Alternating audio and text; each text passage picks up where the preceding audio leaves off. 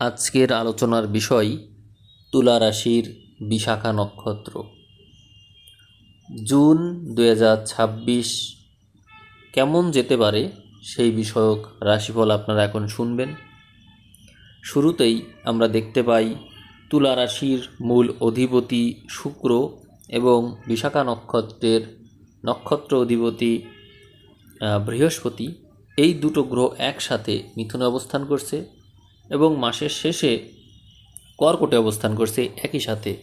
এক্ষেত্রে শুভত্বের মাত্রা আরও বর্ধিত হয় যখন আমরা দেখতে পাই মাসের শুরুতেই এই দুই গ্রহের সাথে মিথুনের মূল অধিপতি বুধ সক্ষেত্রী হয়ে মিথুনেই বসে আছে এবং পরবর্তীতে কর্কটে গ্রহদের যে সমন্বিত যাত্রা, সেখানে দেখতে পাই বৃহস্পতি এখানে তুঙ্গস্থ অবস্থায় আছে। অর্থাৎ উভয় ক্ষেত্রেই আপনি বড় ধরনের সুবিধা পাচ্ছেন। অর্থাৎ নবম ঘর এবং দশম ঘর আপনার রাশি সাপেক্ষে তিনটাই শুভ গ্রহ এবং একসাথেই যাতায়াত করছে। মাসের শুরুতেও তিনটা গ্রহ একসাথে, মাসের শেষেও তিনটা গ্রহই একসাথে, এবং এই তিনটা শুভ গ্রহ একসাথে আমরা দেখছি বহু বহু বছর পরে। এই হচ্ছে ব্যাপার যে পরপর দুটো ঘরেই আমরা একসাথে এরকম শুভ গ্রহ পেলাম। তো এর ফলাফলটা কী হতে পারে আসুন আমরা জানার চেষ্টা করি। এখানে নবম ঘরে শুভত্বের মাত্রা বৃদ্ধি পাওয়ার কারণে আপনার তো এমনিতেই মূল গ্রহ বৃহস্পতি, যার কারণে জ্ঞান, গুণ, বিদ্যা, বুদ্ধি, উচ্চাকাঙ্ক্ষা এগুলো তো এমনিতেই বেশি আছে। এই মাসেও এইগুলো তীব্র হবে, কিন্তু সেই সাথে তার সাথে কিছু বিষয় আপনার সাথে যুক্ত হচ্ছে। সেই বিষয়গুলো হলো দুঃসাহস। আপনার সাথে শুধুমাত্র জ্ঞান থাকছে, ধর্ম থাকছে, বিষয়টা এরকম না। উচ্চাকাঙ্ক্ষা থাকলেই হবে না, সাহস প্রয়োজন হয়, তাই এই মাসে আপনার ভিতরে থাকবে।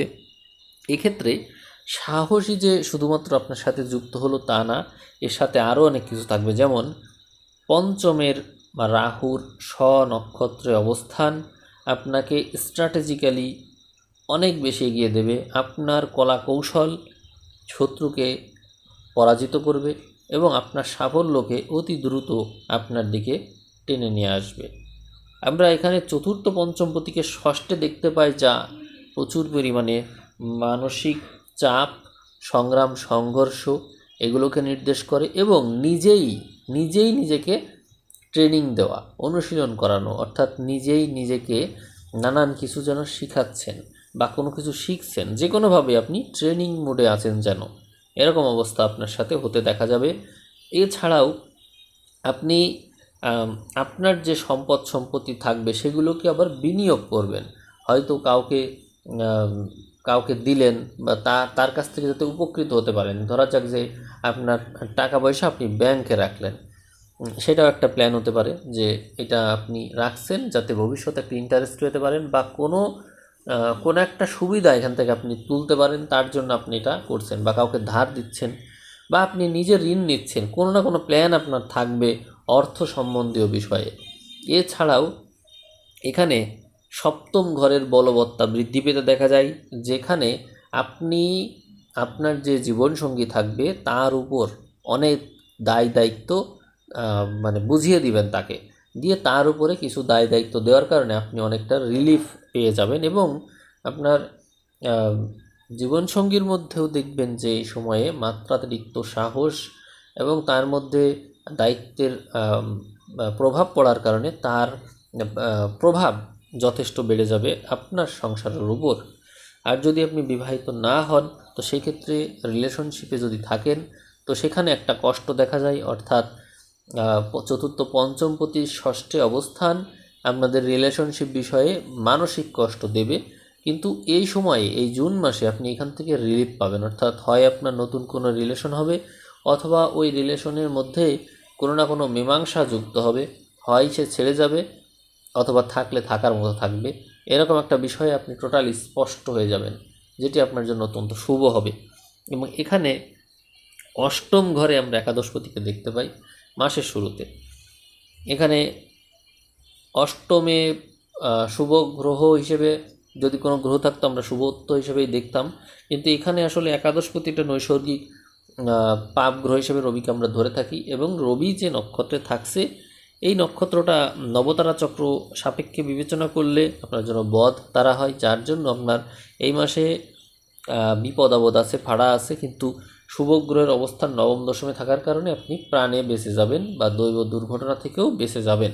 তবে দুর্ঘটনা আপনাকে প্রত্যক্ষ করতে হতে পারে বা নাকের গোড়াতে চলে গেল, বিষয়টা এরকম আপনি অনুভব করবেন যে আমি বিপদে পড়তাম, এরকম বিষয় থাকছে। এখানে মঙ্গলকেও আমরা দেখতে পাই অষ্টমে, অর্থাৎ মঙ্গলও এখানে কিন্তু ওই বিপদ আপদ বা ঝুঁকি এই সমস্ত সৃষ্টির দিকে নিয়ে যেতে পারে। অর্থাৎ আপনি বিপদ আপদে পড়তে পারেন এবং সেই বিপদ আপদগুলো কিন্তু মৃত্যু সমবিপদ, যেখান থেকে আপনি বেঁচে ঠিকই যাবেন কিন্তু বিপদ আছে। এইগুলো আপনার মাথায় রেখে যানবাহনে চলাচল করতে হবে এবং আয় রোজগারের ক্ষেত্রেও আপনাকে এমনভাবে এগোতে হবে যাতে করে রিস্কটা বেশি নেওয়া না হয়ে যায়। এদিকে আমরা ষষ্ঠে এবং অষ্টমে দুই ঘরেই গ্রহ দেখতে পাই, যা আপনার জন্য একটা ঝুঁকি নির্দেশ করে, অর্থাৎ প্রতিকূল পরিবেশে টিকে থেকে লড়াই করে অর্থ উপার্জন বা সম্মান অর্জন এগুলোকে নির্দেশ করে। আমরা এখন এক এক ঘর করে দেখব। যেমন স্বাস্থ্য বিষয়ে যদি বলি, তো স্বাস্থ্য ভালো থাকছে আপনার, জ্ঞান বিদ্যা বুদ্ধি এগুলোই মূলত আপনার শরীর স্বাস্থ্যকে ঠিক রাখে।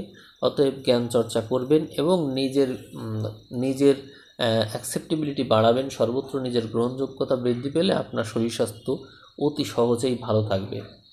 এক্ষেত্রে দায় দায়িত্বের ব্যাপারে আপনার মধ্যে বেশ এই সময় নিয়মানুবর্তিতা দেখা যাবে। আপনার সাথে অনেক বড় বড় মানুষের কথা হবে, সম্পর্ক তৈরি হবে এবং আপনি মানুষের জন্য এই সময় শুভ পরামর্শক হিসেবে কাজ করতে পারবেন। এছাড়াও অন্যরা আপনার জীবনে শুভ ফলই বয়ে আনবে। এই সময় আর আপনার সঙ্গগুলো যথেষ্ট ভালো এবং আপনি যে সমস্ত জায়গায় যাবেন এই জায়গাগুলো অত্যন্ত ভালো। এক্ষেত্রে আপনার বিদেশ ভ্রমণ করা বা দূরে কোথাও ট্যুর দেওয়া এই চান্স প্রবল মাত্রায় রয়েছে এবং কর্মক্ষেত্র আমরা দেখতে পাই যে কর্মক্ষেত্রে আপনি যথেষ্ট উন্নতি করবেন এবং কর্মক্ষেত্রে কোনো না কোনো সুবিধা আপনি অর্থনৈতিকভাবে অবশ্যই পাবেন। অর্থাৎ এই মাসে, এই জুন মাসে আপনি কোনো সুখবর পাবেন যা আপনার সুখ শান্তি বৃদ্ধি করে মানসিক অস্থিরতা অবশ্যই দূর করতে সমর্থ হবে।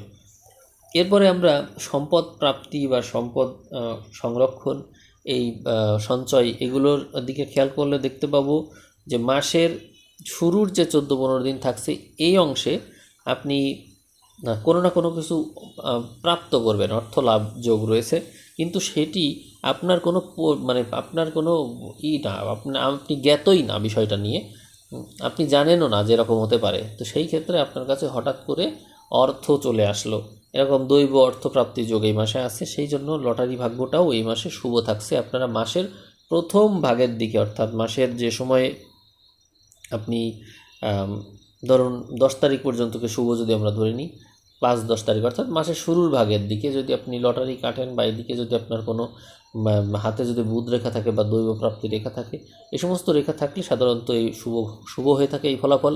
তো সেই ক্ষেত্রে আপনি লটারি কাটতে পারেন বা এরকম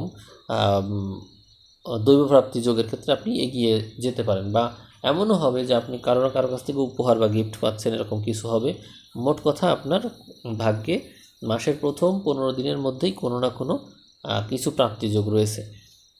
এরপরে আমরা প্রচেষ্টার ক্ষেত্রে দেখতে পাই আপনার প্রচেষ্টা বলা হবে তীব্র। মাসের শুরুর দিকে প্রচণ্ড মাত্রায় এগুলো বজায় থাকবে এবং মাসের পরবর্তী 15 দিনের দিকে আমরা দেখতে পাই যে আপনার মধ্যে প্রচণ্ড বলের প্রচণ্ড মাত্রায় প্রচেষ্টা বল দেখা যাবে এবং সেই ক্ষেত্রে আপনি কাউকে তোয়াক্কা করবেন না, কাউকে বাধা দিলে বাধা মানবেন না, অর্থাৎ সবাইকে আপনি পাশে রেখে আপনি এগিয়ে চলে যাবেন, অর্থাৎ আপনার প্রতিরোধ কেউই করতে পারবে না, বিষয়টা এরকম হয়ে দাঁড়াচ্ছে। আর প্রচেষ্টার ক্ষেত্রে আপনি যে বিষয় নিয়ে প্রচেষ্টা করবেন, মাসের শুরুর দিকে জ্ঞান বিদ্যা বুদ্ধি যত রকমের শুভত্ব আছে এই সব কিছু থাকছে। আর মাসের পরবর্তী ভাগে 15 তারিখের পর থেকে আমরা আপনার প্রচেষ্টার ক্ষেত্রে দেখতে পাই যে আপনি অন্যের উপর লিড দিতে হয় এরকম কাজই করবেন এবং নিজের মস্তিষ্ক খাটিয়ে কোনো কিছু করবেন, যেটি আইসিটি টেকনোলজি এর সাথে সম্পর্কিত বিষয়। কম্পিউটার বিষয়ে দক্ষতা থাকলে আপনি এই বিষয়ে অতি সহজে ভালো করতে পারবেন। আপনার জীবনে এই মাসে গৃহসুখের প্রাবল্য দেখা যাবে, অর্থাৎ আপনি গৃহে সুখী হবেন, বাড়ি গাড়ি করার চান্স রয়েছে বা কিনতে চাইলে কিনতে পারেন। এই বিষয়ে আপনি সুবিধা কোনো না কোনোভাবে পাবেন এবং এদিকে একটা সমস্যা হয়, সেটি হলো বাড়ি করার ক্ষেত্রে আপনাকে লোন নিতে হতে পারে। কারো কাছ থেকে ঋণ নিয়ে বাড়ি করছেন বা বাড়ি ডেভেলপ করছেন, এই বিষয়টার সম্ভাবনা অনেক বেশি। আর যারা লোনে আছেন তারা মানসিকভাবে একটু কষ্টে আছেন, ঋণগ্রস্ত থাকার কারণে মন মেজাজ ভালো থাকে না, এটি হতে দেখা যাবে। আর এই সময়ে মায়ের শরীর স্বাস্থ্য বিঘ্নিত হতে পারে, অর্থাৎ রোগ ব্যাধিতে পড়তে পারেন, তার শরীর স্বাস্থ্য বিপদের দিকে যেতে পারে। এই ক্ষেত্রে আপনার যথেষ্ট অর্থ খরচ হতে পারে। আমরা সন্তানের ক্ষেত্রে দেখতে পাই, সন্তান মাসের শুরুর দিকে কথা শুনলেও জাস্ট 15 তারিখের পর থেকেই আপনি দেখতে পাবেন যে, আপনি 20 তারিখও ধরতে পারেন, 20 তারিখের পর থেকে আপনি দেখতে পাবেন যে আপনার সন্তান আপনার কথা ঠিকমতো শুনতে চাইছেন, আপনার সাথে তর্ক করছে, এরকম হবে। তবে এই সময় আপনার যে পিতা যদি জীবিত থাকে তার প্রভাবে চললে বা তার পরামর্শে চললে আপনি যথেষ্ট ভালো করবেন। আমরা ষষ্ঠ ঘরে শনিকে দেখতে পাই যে পঞ্চমপতি, এখানে আপনার রিলেশনশিপ ভেঙে যাওয়ার সম্ভাবনা প্রবল থাকবে এবং সম্পর্ক যদি ঝুলে থাকে তাহলে সেটা ভেঙেই যাবে, এরকম দেখায়। এবং যারা আপনার জীবনে আপনাকে মানসিক কষ্ট দিচ্ছিল তারা এই সময় বিপদগ্রস্ত থাকবে। আপনি মানসিকভাবে ভালো থাকবেন, তবে মনে রাখতে হবে যে যদি আপনি আপনার অস্থির চিন্তাকে স্থির করতে পারেন, অর্থাৎ মেডিটেশন করতে পারেন, প্রাণায়াম করতে পারেন, বা এমন কোনো বিষয়ে আপনি নিবিষ্ট থাকতে পারেন যার ভিতর নিবিষ্ট হলে অন্যান্য বিষয় আর মাথায় আসে না, এরকম হলে আপনার জন্য বিষয়টা শুভ হবে।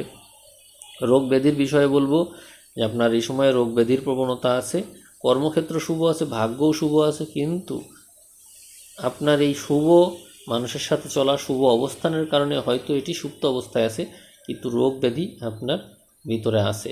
এই সময় আপনার শরীরে চুলকানি, তারপর হচ্ছে গোপন অঙ্গে কোনো প্রকার ক্ষত সৃষ্টি হওয়া, বা আশপাশে বা যৌন সংক্রান্ত কোনো রোগ ব্যাধি হওয়া, বা হচ্ছে তলপেট বা পেট এই সংক্রান্ত বিষয় বা ইন্দ্রিয় বিষয়ক কোনো রোগ ব্যাধি হয়, এগুলোর প্রবণতা কিন্তু বেশি আছে। আর মনে রাখতে হবে যে এই সময় এই শনির অবস্থানজনিত কারণে ষষ্ঠ ঘর বেশ একটু পীড়িত।